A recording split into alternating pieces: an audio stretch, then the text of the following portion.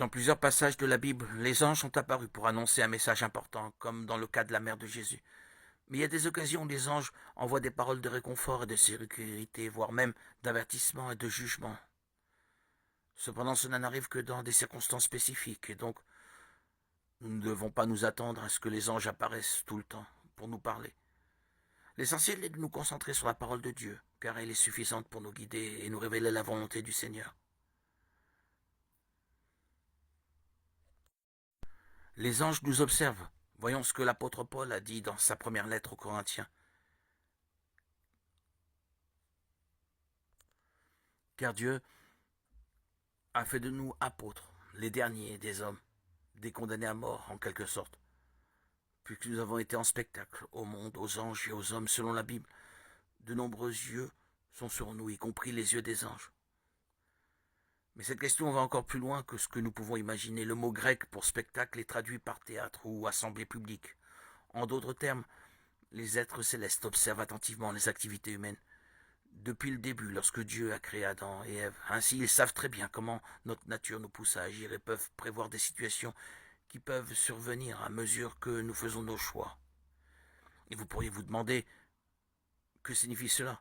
Cela signifie que les anges peuvent intervenir dans certaines situations de nos vies pour nous protéger ou même nous libérer du mal que nous attirons sur nous.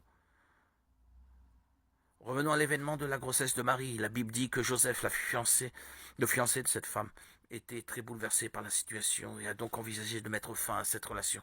Cela s'explique par le fait que la culture de l'époque indiquait qu'il n'était pas bon pour la réputation d'un homme de se marier avec une femme qui n'était plus vierge. Face à cela, Dieu a envoyé l'ange Gabriel pour intervenir dans la situation et parler à Joseph en rêve. Il a alors compris que sa fiancée donnerait naissance au Messie et est resté à ses côtés, fournissant tout le soutien dont elle avait besoin pendant la grossesse.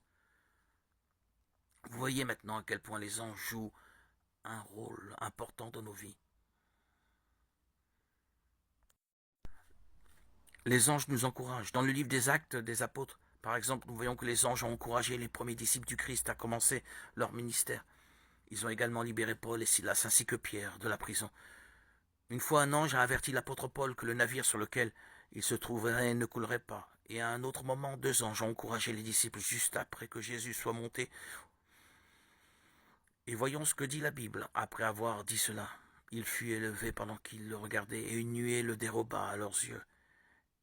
Et comme il avait les regards fixés vers le ciel pendant qu'ils s'en allaient, voici, deux hommes vêtus de blanc leur apparurent et dirent, Hommes galiléens, pourquoi vous arrêtez-vous à regarder au ciel? Ce Jésus qui a été enlevé au ciel du milieu de vous viendra de la même manière que vous l'avez vu, allant au ciel. Regardez ceci, frères et sœurs.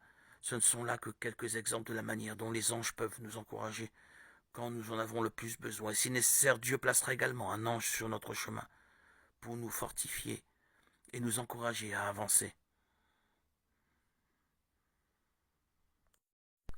Les anges veillent sur nous à notre mort. Tôt ou tard, le moment viendra où nous, chrétiens, quitterons ce monde pour déménager dans notre foyer céleste aux côtés de Dieu.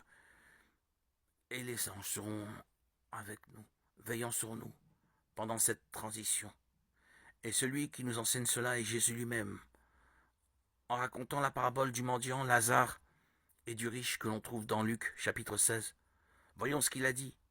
Le pauvre mourut et il fut porté par les anges dans le sein d'Abraham. Le riche mourut aussi et il fut enseveli en mentionnant le sein d'Abraham. Jésus faisait référence au ciel. En d'autres termes, Christ a clairement indiqué que Lazare a été emmené par des anges vers l'éternité aux côtés du Père. Et pourquoi le ferait-il pour nous? Parce que les anges reçoivent des ordres de Dieu pour prendre soin de ses enfants. Et bien que nous ne le voyions pas, notre vie est entourée d'anges et ils sont là pour nous aider dans nos moments de besoin, y compris à la mort. Frères et sœurs, Dieu nous aime. Il nous aime tellement qu'il envoie ses anges pour nous guider, nous protéger, et si nécessaire nous encourager dans les différentes phases de notre vie. Bien que nous ne puissions pas voir que les anges sont autour de nous, ils travaillent bel et bien tout le temps pour nous aider dans cette vie, et aussi pour l'éternité jusqu'au jour où nous l'aurons tous, ensemble, le Seigneur. Regardez cette vision merveilleuse que l'apôtre Jean a eue de ce moment. Je regardais et j'entendis la voix de beaucoup d'anges autour du trône et des êtres vivants, et des vieillards, et leur nombre était des myriades de myriades et des milliers de milliers. Ils disaient d'une voix forte: l'agneau qui a été immolé est digne de recevoir la puissance, la richesse, la sagesse, la force, l'honneur, la gloire et la louange.